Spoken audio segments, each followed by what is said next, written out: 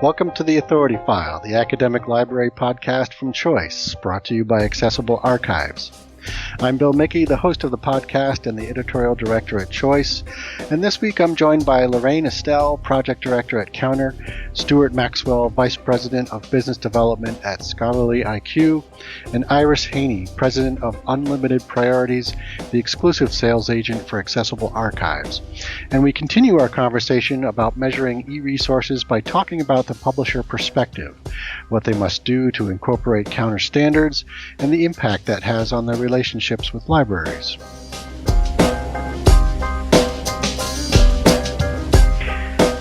All right, so I want to jump back into the present here, and Iris, curious to hear what you have to say about this. And I think, most folks I think you brought this up in the early days. Folks kind of associated Counter with sort of journals and the STEM subjects. But as we all know, Counter compliance isn't just for the big STEM publishers. It works for the humanities and social science publishers too. So I'm wondering if you could talk about your experience becoming Counter compliant. How did Accessible Archives do it? And what were the biggest hurdles? And how did you guys overcome those? One of the things that I think is fundamental to the success of my career in general is when you don't know what you're talking about, admit it. Don't try and fake it till you make it, because it's not going to happen. And that same fear that I had when I met Richard Geddy for the first time hit me when I thought, oh my God, I just became responsible for making Accessible Archives Counter compliant, and I don't have a clue how to do that. Fundamentally, I know what it's about, but I can't make it happen. I also knew internally with our staff, we didn't have the budget or the expertise, and we just couldn't bring a full-time person on to do this. Nobody who was there was going to be able to learn and get up to snuff very quickly. And yeah, granted, Accessible Archives is small, but I think that issue exists small, medium, and large in varying degrees. And sometimes throwing money at a full-time person who really doesn't know what they're talking about either isn't the solution. So we made what I think was a brilliant decision, which was outsource from experts so that you don't have to go through the learning curve. And when your clients ask you, is this reliable? Is this sound? You can absolutely say yes. And that's how Scholarly IQ became part of our lives, for which I will always be eternally grateful, and that is not a sales pitch, that's a reality, because they had the knowledge, they had the wherewithal, they had the programming skills, and if you don't have them internally, you don't have to. You can outsource, you can reach out. And we did learn Accessible Archives is all about databases, and the databases represent journals, newspapers, books. So it was a mixture of many things. They were created electronically over the span of 3 decades. So formats changed. Sometimes XML was used. Sometimes it wasn't. Sometimes the coding was consistent. Sometimes it wasn't. And even within one publication, sometimes it wasn't. So the biggest hurdles for us were knowledge, format, consistency, being social science and humanities, so not having all the same coding rules that the STEM publishers may have had. There's, if I dare say, a bit more flexibility in social science and humanities data, not necessarily always to its benefit, but there is more flexibility. So without question, our experience was made much easier by outsourcing, and I can absolutely say, had we not outsourced, we would not have been successful. I will be a little bit, again, I don't mean to be controversial, but even the big guys who do it themselves, I am not sure are always aware of every single standard, and without the audit and review that Lorraine mentioned earlier, I'm not sure that statistics are always 100% reliable if there isn't another party involved there. As it was, it took Stuart 6 months, 8 months, something around there to implement, and we are constantly tweaking and finding little things that need to be modified. Counter no longer throws fear into any of our hearts. It's sort of, it's an accepted settlement of the divorce. We've just said it works. We know it works. And what we learn most of all anymore is when word isn't getting out, or again, sorry, discovery services, when they're not doing their jobs and not getting data updated as quickly as they could. So seeing content isn't happening as fast as it could. We learn a lot more about what isn't being done, which is very helpful in growing and going forward and doing a better job on everybody's part. So I think Counter actually in the end for us accomplished far more than we initially thought it was going to. Excellent. You mentioned the audit. Can you give us a little peek behind that curtain? I mean, what, from a publisher's perspective, what kind of happens when your Counter comes in, or I don't know what they do actually, but how does that audit work on the publisher side? How do you feel when you filed your taxes and the IRS sends you a letter saying you're about to be audited? Is it similar, I imagine? It's a similar kind of feeling. Okay. Stuart, I'm going to flip that to you because I think you're far more equipped to talk about the audit and the process than I am from a much broader view. Yeah, thanks, Iris. You know, my world is data and auditing. It keeps everybody on the edge of their seats. Actually, funnily enough, when I was at ABCE, that standards body, when we first started speaking to Counter, what ABCE did was they did audits to industry standards for digital media. So when Counter was saying, "Look, we got this standard we're looking to produce," part of the conversation was, "Look, this is great. We can help you along on this one." But it was like going back to the Wild West thing you said. It's like if you're going to start something, it's like a gauge of a railway. Let's both agree what gauge we're going to use and have that as the starting point, because otherwise, when our tracks get together, the trains aren't going to work. So we kind of sort of had that as the first starting bit. And ABCE, we developed with Counter what that audit process should be. Because you can create a standard, but unless there's some checks and balances in place, unless somebody's going to go and verify that, it's not worth a hill of beans. So what they did was, so looking at that Counter standard, was a number of things. One of them is just making sure and verifying that formats of reports are compliant with the layout and the standards and the nomenclature and everything else that are required by Counter. And that just means that they are interoperable. Okay, they can be compared with other reports from other publishers through the same standard.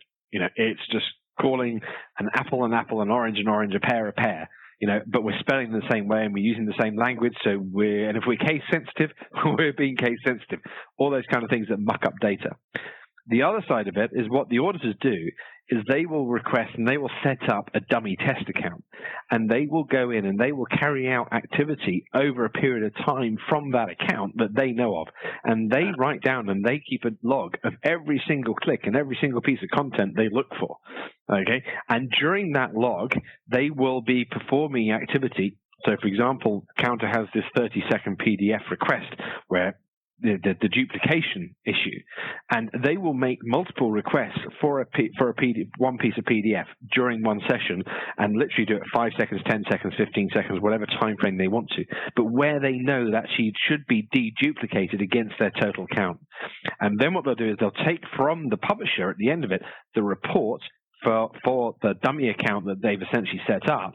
And on that account, they will then request the underlying data, and they'll make sure that the seeded data they have that they've requested is all in there with the same and the correct date and timestamps for the right pages, the right IP address, the right source data underneath it.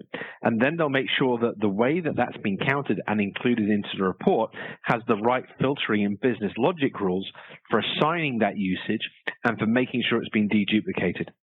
And this way, they can carry out an annual audit against the publisher to say that we can verify that actually you are following the right processes that are defined by Counter, and then you're also delivering them in the correct way. Sushi, in the format reports, you've got librarian portals, all these other requirements about how the librarians get access to it, that they're also being met. And so that's what the auditors do, and they're that weights and measures and that checking balance that makes sure that actually, things are being run as they should be. Because otherwise, it's a code of conduct where, yeah, I kind of say I do this, but if nobody's checking, really, it'll be end up, who cares? Accessible Archives is a rare provider of American primary source materials from the 18th and 19th centuries, incorporating county histories from each state and a wealth of African American and Civil War content, as well as journals covering nationwide gazettes and publications that chronicle decades of American history. Offerings also include free MARC records, partnerships with discovery services, and full counter-compliant data. For a complete list of collections, as well as open access versions of 12 Years a Slave and Scenes in the Life of Harriet Tubman, visit accessible-archives.com. Please contact Iris Haney at iris.hanney@unlimitedpriorities.com for a free trial, price quotation, or a customized webinar. Unlimited Priorities is the exclusive sales and marketing representative for Accessible Archives. Don't want to be afraid, hard not to hesitate, but we can wait. So, Lorraine, I'm going to turn this over to you. I mean, what on the library side, what advice would you give librarians to encourage counter-compliance among publishers that they work with?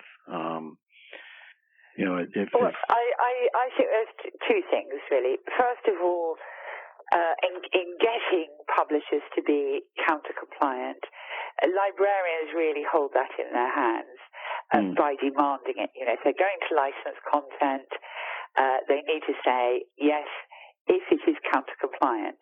And I get, when I get publishers and vendors contact me wanting to know how to become counter-compliant, they always start by saying, oh, well, we're trying to sell this to libraries, but they won't buy our content because we're not counter-compliant. So I really think librarians have a really, really, really important role to play there. I think the other thing as well, and I think Iris touched on this, I mean, sometimes even with the audits, things do go wrong. Librarians see, even from compliant publishers, things that look a little bit weird. And at Counter, we fund. We don't get involved in it, but we fund it. A website called USIS, and that's a place where librarians can share information about queries on usage statistics where they think things have gone wrong, so they can be investigated. And that's USIS is USUS, and the website is www.usis.org. So again, I think if they do see things that they think, oh, I'm not sure that this is correct, I would really encourage them to use the USIS website and to bring it to everyone's attention. And often, of course, the publishers are very pleased to hear about these issues and obviously put them right. One of the things I have been quoted as saying many times to many a librarian is that I'm quite sure the very first course they take at library school is the one that teaches them multiple ways of saying, I don't have any money, I don't have a budget, that's too expensive, I can't afford to do this. And I'm pretty sure until they get past that course, they can't go any further.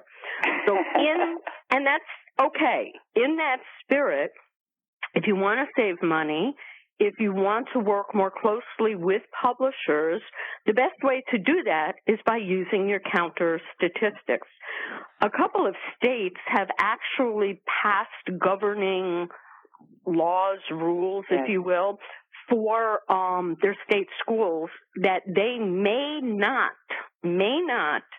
purchase content from any publisher that is not counter compliant, where they cannot constantly review statistics. And I applaud them for that because it forces the publisher and the librarian to be fiscally responsible. And let me share a story with you, and I pray I'm not opening the floodgates here by doing this, but I did get a call the other day from a university library whose usage statistics were not what they should be. But there was enough usage for them to feel we can't let this go, but their cost per hit, per search, per database, however you want to look at it, wasn't where they felt it needed to be. Did that open the door for them saying, can you do something to get this more in sync? And therefore, did the library do something they never used to do, but we applaud and wish they would do more? Negotiate with the publisher, negotiate with the aggregator. We want to keep you. We need you, but you're too darn expensive, and you need to work with us if you want to do that. Now, Accessible Archives is smaller. We don't live under all of the rigmarole of some of our big friendly competitors. But the bottom line is, do I let that university walk away and not have our content, or do I say, of course I'm willing to negotiate, but let's do something that's fair for both of us. And now, what are you going to do to get word out better to your students? How are we going to do this as a partnership so that when I renegotiate the price, you also do a stronger marketing position, get more word out? Because if you own the content and nobody knows, it doesn't do anybody any good. So the biggest benefit to the library is the potential totally of saving money, being in a better position to negotiate with the publisher and learn when your professors don't know you have stuff and getting word out in a broader way, which is part, of course, of the education process. Mm-hmm.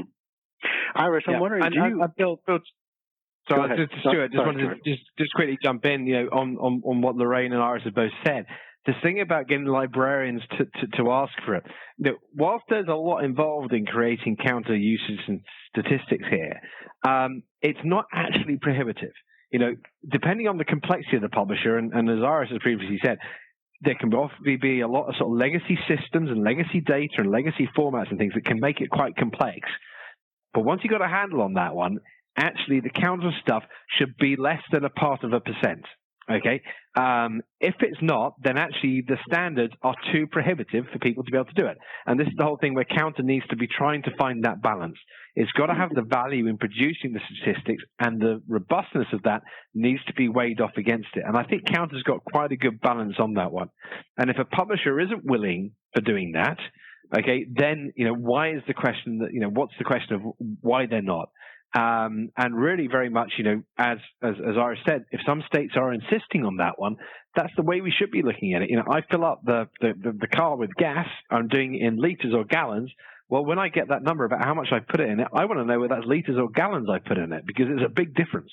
And we need that one because there's a lot of money spent on subscriptions, and really the driving force comes through from those librarians. But having access to that, as Iris says, really helps them to justify their spend, but also the value, the other stuff they do, as Iris says, about actually communicating and helping their users understand what's available to them. And Stuart, Let me be the first to say that if I've just opened the floodgates to 9 million renegotiation phone calls, my next phone call will be to you. Absolutely, Iris. Iris, I noticed that Accessible Archives has some open access and freely available content.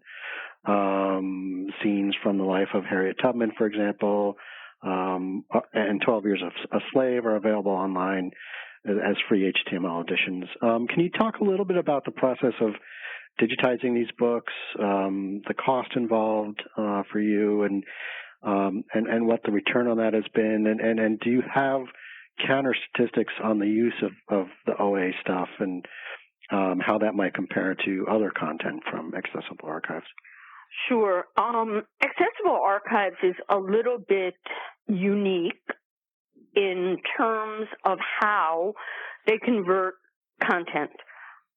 Many of our friendly competitors create an image and I won't get technical here because I'm not the most technical in the world, but they create an image, and from that image they go to, quote unquote, dirty OCR, which gives access to the full text, but not in a very pretty way, especially not in a very pretty way if it's 18th and 19th century or older material where the image is not particularly clear in the first place. Mm-hmm. One of the differentiators that Accessible Archives uses is we don't do OCR, which also is very helpful not only in terms of a higher quality product, but should somebody choose to do data mining, which is a whole other subject down the road, the data is cleaner and tagged and easier to mine. And we actually code and key the text. It's coded in, quote unquote, another standard. It's XML TEI Lite, and it's rekeyed. So the general quality level of the data exceeds about 98%, which allows for much more efficient searching and a far better view. You get a view of both the image as well as the full text. There's less of a need to create metadata because every part of the full text is 100% searchable and higher quality. So the cost to convert for an Accessible Archives process is more expensive than running it through an OCR box, and it's one of the reasons why Accessible Archives will never be EBSCO or Newsbank or ProQuest or any of our other friendly competitors, because we can't shove that much volume through at the cost that it takes to convert. Okay. Why do we offer open access? It's a really simple answer. If you can get something for free, aren't you kind of likely to maybe go look at it? And if you look at it and you like it, might you want to see what else there is to offer? So it's absolutely a marketing and a sales tool. It's also pressure because open access is a big discussion point out there today, and we didn't want to look like we weren't out there and reacting to the marketplace and the marketplace needs. How trustworthy are the statistics? What do we learn? What do we see from them? I am never quite sure that what comes of open access really complies in the same type of way as the data that's being paid for, nor are people looking at the usage so much because they're not paying for it, so it's not all that much of an issue. And Lorraine, if I may, I'm going to ask you to share the story that you tell about the STM publisher you worked for in the past and the usage stat on the open access. Oh, yes, that's right. The non-counter compliant publisher. Yes. Open absolutely. Access. And it was open, something was open access. Yes, indeed, that's right. It was open access, and there was a huge amount of usage. I think the third, highest country was the Philippines. And I said, "Are you absolutely sure this is correct? Are you really sure the Philippines are making that much use of these articles?" And the publisher said, "Well, they speak English there, you know." So I think, I think counter is very, very important in the open access world. You still need those standards. And I would also say in Counter, we're doing quite a lot of work around those robots and crawlers that Stuart was talking about earlier on, that automated use of content that isn't human use. And that is possibly where all that use was coming from in the Philippines. And we know that it's a particular problem. The more open content is, the more open it is to those robotic crawlers. So we are working very, very hard. We have a special group, of course we do, at Counter. We have our robots and crawlers working group who are looking to produce greater guidelines as well for open access publishers around the removal of robots and crawlers. And there's just one other thing I'd like to add, that we have intended to, and I think in the early days it may have well been how it began, but we have really focused on the word subscription and renewable subscriptions and looking at usage on subscriptions to see if you're going to renew or not. But it's really bigger than that. I mean, certainly I put open access out there with paid for content to attract more users and therefore hopefully more buyers. But there are also a number of us, including Accessible Archives, that sells permanent access. And one might ask, if you've already spent thousands of dollars to buy something permanently, what do you care what the usage is? You own it. You may be paying some kind of maintenance fee or an access fee, but the bottom line is you bought it. You own it. So why are you looking at statistics? Well, the reason you're looking for statistics, you're looking at them because every publisher has more than one product.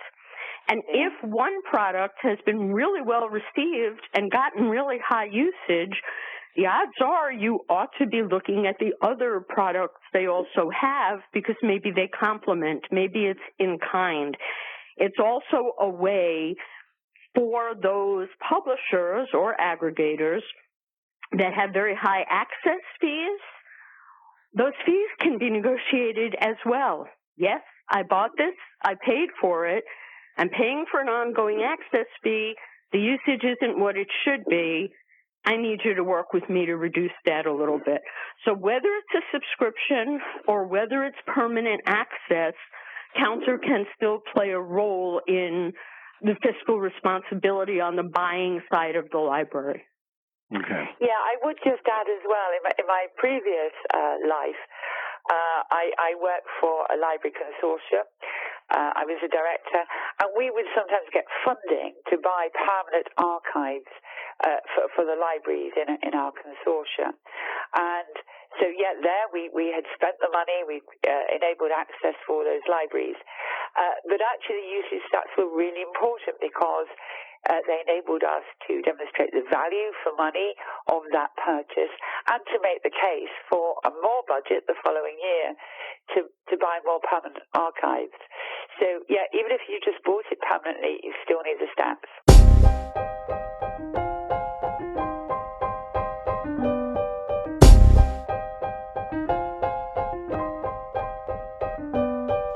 You just heard from Lorraine Estelle, Stuart Maxwell, and Iris Haney. This concludes episode 40, the third of 4 episodes on measuring e-resources and the importance of standardizing metrics. This episode was brought to you by Accessible Archives. Be sure to join us for our final episode in this series where we talk with Lorraine, Stuart, and Iris about how open access is impacting e-resource metrics and how Counter's upcoming Code of Practice 5 release specifically addresses OA. I think that the really important thing in terms of the journal world is the hybrid journal. And a hybrid journal is a journal that has open access and subscription content in the same journal. So this typically requires the payment of publication fee, also called an article processing charge, to the publisher to make content immediately open access, while other content, remains behind the paywall. And understanding that is very, very important for librarians.